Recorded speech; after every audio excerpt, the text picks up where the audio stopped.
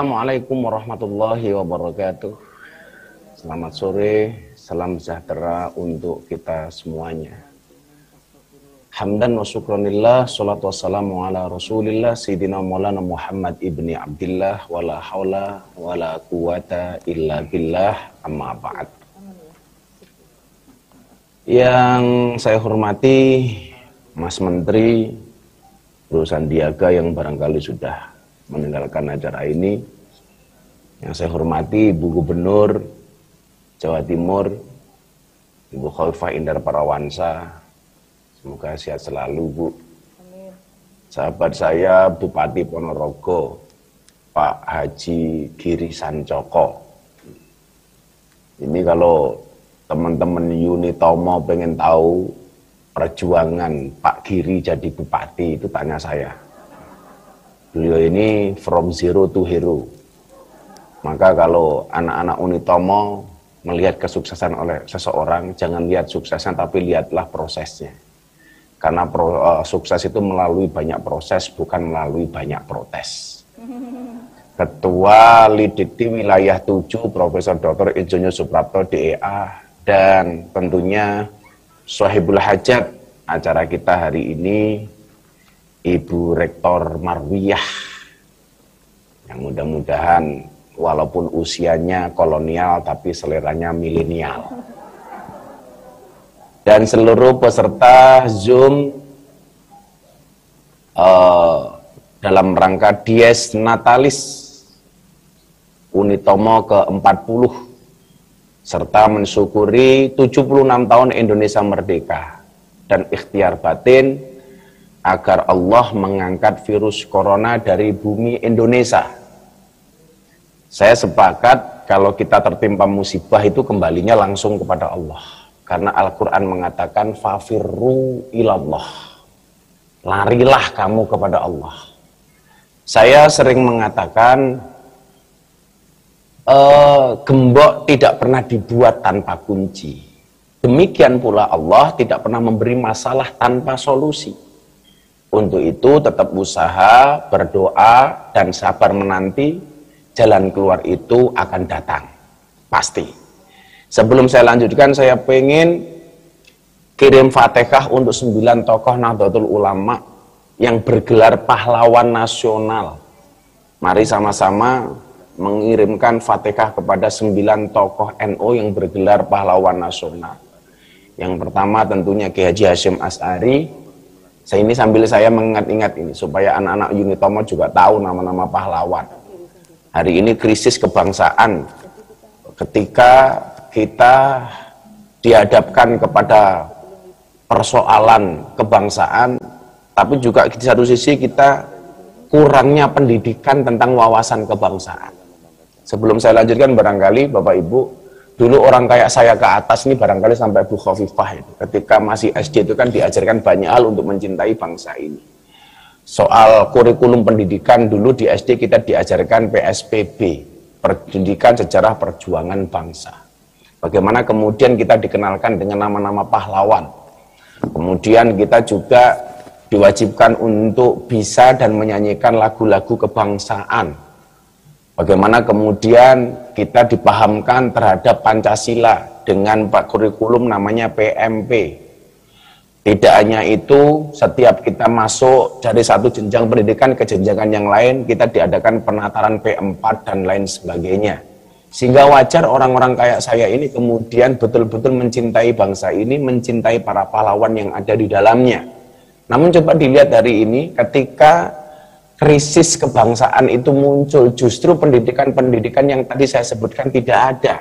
Anak-anak sekarang sudah tidak lagi kenal dengan nama-nama pahlawan seperti Cut Mutia dan lain sebagainya yang dikenal hari ini hanya Cut Keke, Cut Tari, Cut Mini barangkali. Kenapa? Karena memang tidak ada pendidikan untuk itu. Lebih hafal dengan lagu-lagunya BTS dibandingkan dengan lagu-lagunya lagu-lagu kebangsaan dan lain sebagainya. Sudah banyak kita yang tidak paham dengan Pancasila dan lain sebagainya. Bahkan mirisnya, puncaknya adalah ketika nama Kiai Haji Hasyim Asy'ari hilang dari Kamus Besar Bahasa Indonesia. Maka coba yuk, sebagai bangsa yang menghargai sejarah para pahlawannya, Kita belajar soal itulah. Ya, kita baca Fatihah untuk 9 tokoh Nahdlatul Ulama yang bergelar pahlawan nasional, ila hadrati Nabi Mustafa Muhammadin sallallahu alaihi wasallam, wa ila hadrati Simbah Kiai Haji Hasyim Asy'ari, wa ila hadrati Kiai Haji Idham Khalid, wa ila hadrati Kiai Haji As'ad Samsul Arifin, wa ila hadrati Kiai Haji Abdul Wahab Hasbullah, wa ila hadrati Kiai Haji Abdul Wahid Hasim, ila hadrati Kiai Haji Mashkur, ila hadrati Kiai Haji Zainal Mustafa, ila hadrati Kiai Haji Brigjen Sam'un, ila hadrati Kiai Haji Zainul Arifin. Lahumul Fatihah. A'udzubillahi minasyaitonir rajim. Bismillahirrahmanirrahim. Alhamdulillahirabbil alamin arrahmanir rahim maliki yaumiddin iyyaka na'budu wa iyyaka nasta'in ihdinas siratal mustaqim siratal ladzina an'amta 'alaihim ghairil maghdubi 'alaihim waladdallin. Amin. Bapak Ibu dan peserta Zoom yang saya muliakan, kenapa tadi saya katakan sepakat dengan acara-acara seperti ini, mengetuk pintu langit. Saya sering mengatakan ketuklah pintu langit dengan doa, karena yang terlockdown hanya buminya, langitnya masih terbuka untuk semua hambanya. Barangkali PPKM darurat menutup akses udara, PPKM darurat menutup akses laut, PPKM darurat menutup akses darat. Tetapi yakinlah, PPKM darurat tidak pernah bisa menutup akses kita kepada Allah Subhanahu wa Ta'ala. Yakinlah, PPKM darurat tidak akan pernah memutus mata rizki yang Allah berikan kepada kita dari segala penjuru arah. Nah, ngomong soal ini, saya teringat bagaimana kemudian dalam kitab Hikam itu ada pembahasan tentang rojak. Rojak. Ada bahasa rojak, ada bahasa tamanni. Ada bahasa tamanni. Disebutkan ar-roja'u ma qoronahu amalun wa illa fahuwa umniyatun. Harapan adalah sesuatu yang diikuti oleh amalan. Jikalau tidak, maka ia hanyalah angan-angan. Angan-angan. Saya kemarin baru Zoom meeting dengan Menteri Kesehatan dan Menteri Perhubungan terkait tingginya COVID-19 di Yogyakarta, wabil khusus di Kabupaten Bantul. Saya kemarin sampaikan kepada teman-teman di pemerintahan, yuk coba dievaluasi Pak Menteri. Apa? Program pemerintah selama ini untuk mengatasi COVID-19 itu masuk ke rojak apa taman? Bedanya apa, Gus? Oh, beda, Pak. Kalau rojak itu sebuah amalan, ya, sebuah cita-cita atau keinginan yang disertai dengan amalan, dengan ikhtiar dan usaha. Sementara kalau tidak ada usaha dan ikhtiar, itu namanya tamani atau angan-angan. Jadi cara gampangnya begini, mahasiswa-mahasiswi Unitomo belajar nggak mau, kuliah jarang masuk, tugas nggak pernah dikerjakan. Tapi tahu-tahu nulis status WA, akan indah pada waktunya. Itu kira-kira tamani apa rojak? Jelas itu tamani. Angen-angen tok itu. Angen-angen tok. Nah, saya pengen kita ini menghadapi COVID ini dengan penuh harapan. Artinya apa? Artinya apa? Ada rencana yang kemudian kita realisasikan dengan amalan dan perbuatan. Dengan amalan dan perbuatan.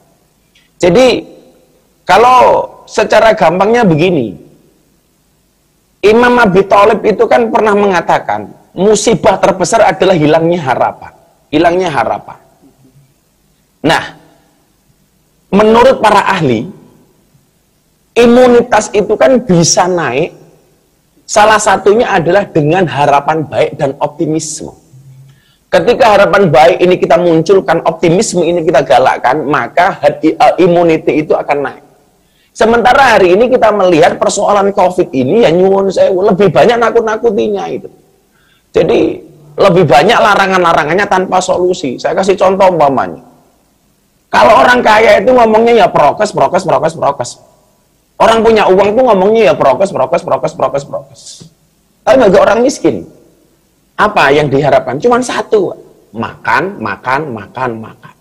Artinya Kalau orang kaya, orang pemerintah, pejabat menghendaki orang miskin ini prokes, sebenarnya gampang. Apa? Ya dikasih makan. Itu kan solutif gitu. Itu kan solutif. Nah, hari ini saya melihat program kita menyelesaikan COVID ini lebih kepada lebih banyak tamaninya dibandingkan rojaknya. Lebih banyak angan-angannya dibandingkan harapannya. Maka walaupun harapan baik itu sebenarnya meningkatkan imun, kita tidak mendapati itu. Berita yang keluar itu selalu menakutkan saja. Selalu nakut-nakuti dan lain sebagainya.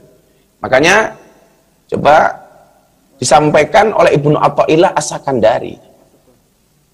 Harapan dan angan-angan adalah dua perkara yang serupa.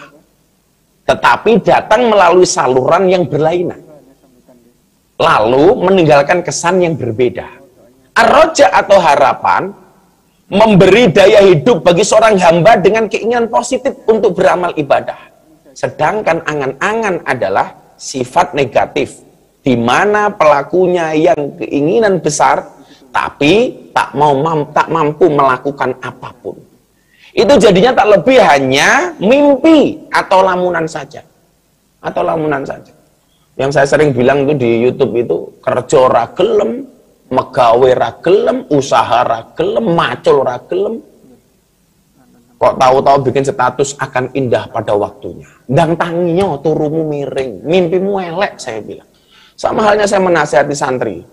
Ngaji ra gelem, oh nggak manut, nggak pernah masuk kelas, nggak pernah pegang kitab, tahu-tahu bikin status akan jadi kiai pada waktunya. Lah dari mana? Itu namanya tulul amal, dan tulul amal itu hukumnya haram, Bapak Ibu. Hamba yang menggunakan akalnya ialah hamba yang senantiasa melakukan muhasabah atau introspeksi dan bersiap untuk menghadapi hari esok. Sedangkan yang memperturutkan hawa nafsunya dan menggantungkan diri pada angan-angan tanpa arah yang jelas kosong, tanpa arah yang jelas dan kosong. Itu yang kemudian disampaikan oleh Ibnu Athaillah As-Sakandari. Roja dan tamani, pengharapan atau roja ialah sesungguhnya yang disertai dengan perbuatan. Kalau tidak demikian, maka ia hanya angan-angan atau hayalan. Jadi harapan-harapan baik ini kemudian yuk dibarengi dengan amalan-amalan yang baik. Salah satunya apa? Tentunya salah satunya dengan cara berdoa seperti ini. Minta sama Allah. Saya sering mengatakan, ketika sebuah persoalan kita gantungkan langsung kepada langit, kepada Allah, maka tidak akan pernah terhenti pengharapan itu. Dikatakan oleh Ibnu Athaillah As-Sakandari, mata waqafa matlabun anta tolibu birabbika wala tayassara matlabun anta tolibu binafsika. Tidak akan pernah terhenti sebuah permintaan ketika kamu sandarkan permintaanmu hanya kepada Tuhan. Dan tidak akan pernah menjadi mudah sebuah persoalan, sebuah permintaan ketika kamu percaya dengan kemampuan. Maka saatnya kemudian apa? Kita ketuk pintu langit, kita minta sama Allah supaya pandemi ini segera berakhir. Kita ingat ketika Nabi Yunus alaihissalam masuk ke dalam perut ikan, yang dia lakukan hanya satu, memperbanyak doa dengan doa la ilaha illa anta subhanaka inni kuntu minadz zalimin. La ilaha illa anta subhanaka inni kuntu minadz zalimin. La ilaha illa anta subhanaka inni kuntu minadz zalimin. Ikhtiar ulama Nahdlatul Ulama umpama dengan memperbanyak bacaan li khamsatun udfi biha dan seterusnya. Kalau kemudian kita mengamalkan ijazah dari abah kita Maulana Habib Lutfi bin Yahya Pekalongan, beliau mengijazahkan kepada kita sholawat Allahumma sholli ala sayyidina Muhammadin wa ala ali sayyidina Muhammadin bi'adadi kulli da'in wa dawain. Saya ulang, ini ijazah dari Habib Lutfi. Mungkin yang belum tahu bisa Anda amalkan karena ijazah ini sifatnya umum. Untuk teman-teman Unitomo, Allahumma sholli ala sayyidina Muhammadin wa ala ali sayyidina Muhammadin bi'adadi kulli da'in wa dawain. Allahumma sholli ala sayyidina Muhammadin wa ala ali sayyidina Muhammadin bi'adadi kulli da'in wa dawain. Atau kita menggunakan ijazahnya Mbah Jat Nganjuk yang kemarin baru saja meninggal. Alhamdulillah sampai beliau meninggal sama sekali tidak tersentuh COVID. Ijazah dari beliau apa? Setiap habis sholat 5 waktu membaca satu ayat dalam surat Yasin, salamun qawlam mir rabbir rahim, dibaca 8 kali, kemudian ditiupkan ke tangan, kayak epek-epek, kemudian di apa namanya, di apa lagi bahasa Indonesia ini, di kemudian kita raupkan gitu, apa bahasa Indonesia itu, diusapkan ke wajah. Ini beliau mengatakan sebagai masker ghaib. Selain masker zahir yang kita pakai seperti Bapak Ibu itu, kemudian kita lapisi dengan masker ghaib. Sekali lagi, ini jasa juga bersifat umum, minta disampaikan kepada semuanya, membaca salamun qawlam mir rabbir rahim sebanyak 8 kali. Coba kita baca bareng-bareng. Bismillahirrahmanirrahim. Salamun qawlam mir rabbir rahim. Salamun qawlam mir rabbir rahim. Salamun qawlam mir rabbir rahim. Salamun qawlam mir rabbir rahim. Salamun qawlam mir rabbir rahim. Salamun qawlam mir rabbir rahim. Salamun qawlam mir rabbir rahim. Salamun qawlam mir rabbir rahim. Kemudian ditiupkan di tangan dan diusapkan ke wajah. Ini ikhtiar memang harus kita lakukan. Maka yuk bareng-bareng teman-teman Unitomo memberikan harapan ke depan yang lebih baik. Bagaimana caranya supaya kita mempunyai harapan yang lebih baik? Menurut Imam Al-Ghazali, Bapak Ibu, awal mula seseorang berbuat baik atau buruk, itu awalnya dari mana? Dari mata yang melihat dan dari telinga yang mendengar. Rata-rata di antara kita mengatakan orang berbuat baik atau buruk itu awalnya pasti dari dalam hati. Salah, Bapak Ibu. Imam Al-Ghazali mengatakan orang berbuat baik atau buruk itu awalnya berangkat dari mata yang melihat dan dari hati yang mendengar. Contoh, maka nggak ada di dunia ini orang yang buta dan tuli sekaligus. Coba Anda lihat, nggak akan ada orang yang buta dan tuli sekaligus. Kalau orang buta, bisu, biasa. Orang budak, bisu, biasa. Tapi kalau Anda mencari orang yang buta plus budak, itu pasti tidak ada. Kenapa? Karena ini adalah jalan hidayah. Kalau Anda mendapati orang yang bisu, yang budak dan buta, dari mana kita mau ngajak dia untuk berbuat baik? Diwenehi contoh matanya raison delok, dinasihati matanya tidak pernah dengar. Nah, mata dan telinga, mata yang melihat, telinga yang mendengar, kemudian akan direkam oleh otak, masuk ke dalam hati, keluar melalui lisan, dan diaplikasikan melalui perbuatan. Maka saya berharap teman-teman ini yuk menjadi agen kebaikan. Jangan menyebarkan hal-hal yang kemudian justru menghilangkan harapan baik. Terutama melalui medsos ini teman-teman mahasiswa dan mahasiswi. Teman-teman mahasiswa. Hari ini banyak kemudian orang mengalami ketakutan-ketakutan yang berlebih-lebihan. Gara-gara apa? Gara-gara mata yang melihat dan telinga yang mendengar. Maka saya sering kasih contoh, Bapak Ibu. Coba Anda jawab pertanyaan saya. Mbak Cita tadi hostnya, coba Anda hidupkan apa namanya mikrofonnya, Mbak. Coba Anda jawab pertanyaan saya mewakili yang hadir. Mbak Cita, bayangkan kalau Mbak Cita ini berada di tengah sungai, naik perahu, kemudian perahunya bocor, dan di samping perahu Mbak Cita ini banyak buaya. Apa yang Anda lakukan? Buaya darat apa buaya beneran ini, Gus? Buaya beneran. Anda berbayangkan Mbak Cita berada di tengah sungai, naik perahu, perahunya bocor, di samping perahu itu banyak buaya. Apa yang Mbak Cita lakukan? Kayaknya pasrah, Gus, saya, Gus. Pasrah. Mohon perlindungan kepada Allah. Pasrah. Nggih. Ini jawabannya benar tapi kurang benar. Ngaten nggih. Jawabannya apa? Jawabannya sederhana saja. Tadi saya sampaikan, bayangkan kalau Anda berada di tengah sungai, naik perahu, kemudian perahunya bocor. Di samping perahu itu banyak buaya. Apa yang harus kita lakukan? Yang harus kita lakukan cuma satu, Mbak. Apa? Berhenti membayangkan. Siap, Gus, siap. Nggih. Tadi saya bilang bayangkan. Tiwas dredeg. Lah, rusaknya kita hari ini, kenapa kemudian kita hari ini begitu ketakutan dan lain sebagainya? Karena bayangan-bayangan yang sebenarnya belum tentu terjadi. Ya. Maka sering saya sampaikan, kecemasan itu adalah ilusi buruk tentang masa depan. Daripada kita membuang-buang waktu untuk cemas, mendingan mempersiapkan diri untuk menghadapi. Saya ulangi, kecemasan itu adalah ilusi tentang masa depan. Daripada kita membuang-buang waktu untuk cemas, mendingan mempersiapkan diri untuk menghadapi. Hari ini banyak di antara kita yang stres gara-gara apa? Gara-gara bayangan-bayangan yang sebenarnya belum tentu terjadi. Nanti kalau pandemi ini nggak rampung-rampung bagaimana? Kalau PPKM terus diperpanjang ini bagaimana? Dan seterusnya. Dan seterusnya. Sehingga apa? Itu semua pada akhirnya akan menurunkan imunitas kita. Ketakutan. Padahal solusinya yang diberikan oleh Allah jelas. Tidaklah Allah memberikan masalah kepada kita, kecuali jauh hari Allah telah memberikan solusinya.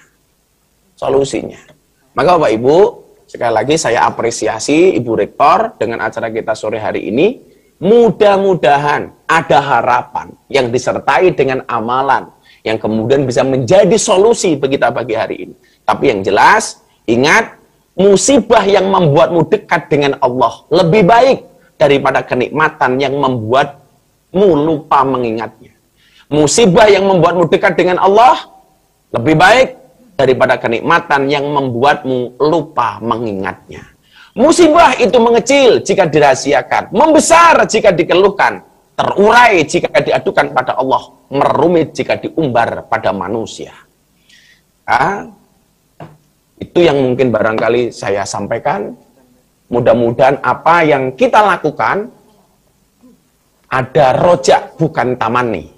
Sebenarnya kalau saya secara pribadi bosen banget dengan acara-acara Zoom seperti ini karena sekian banyak Zoom yang harus kita lakukan. Tetapi apapun itu, karena kita protokol, mengikuti anjuran pemerintah, ya kita lakukan. Sebenarnya pengen banget saya hadir langsung di Utomo atau minimal di Masjid Al-Akbar umpamanya.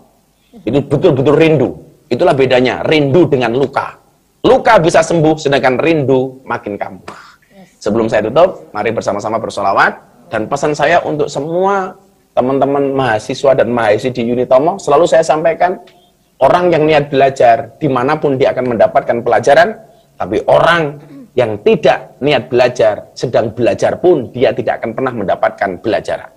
Insya Allah, kita semua termasuk orang-orang yang niat belajar. Bermimpilah dalam hidup, jangan hidup dalam mimpi. Shallu ala Nabi Muhammad.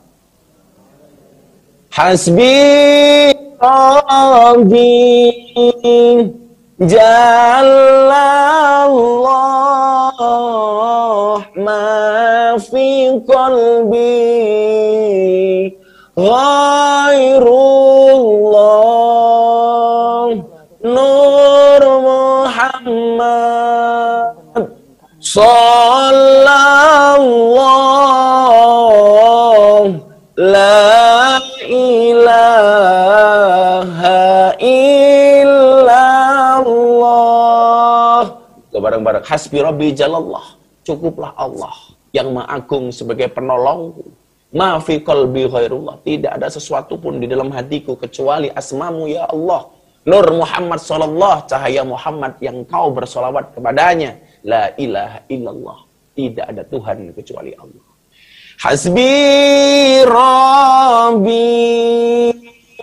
Jalallah ma fi qalbi ghairullah Nur Muhammad Sallallahu la ilaha illallah. Hasbi Rabbi Jalallah ma fi qalbi ghairullah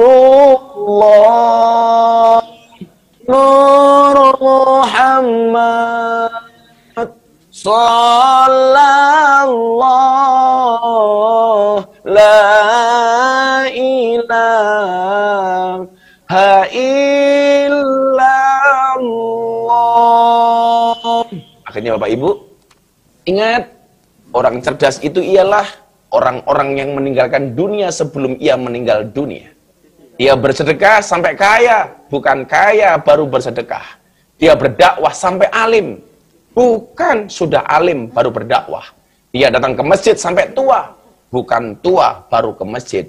Dan dia beramal sampai ikhlas, bukan ikhlas baru beramal. Terima kasih. Wallahul muwaffiq ila aqwamit thoriq wal afu minkum. Assalamualaikum warahmatullahi wabarakatuh.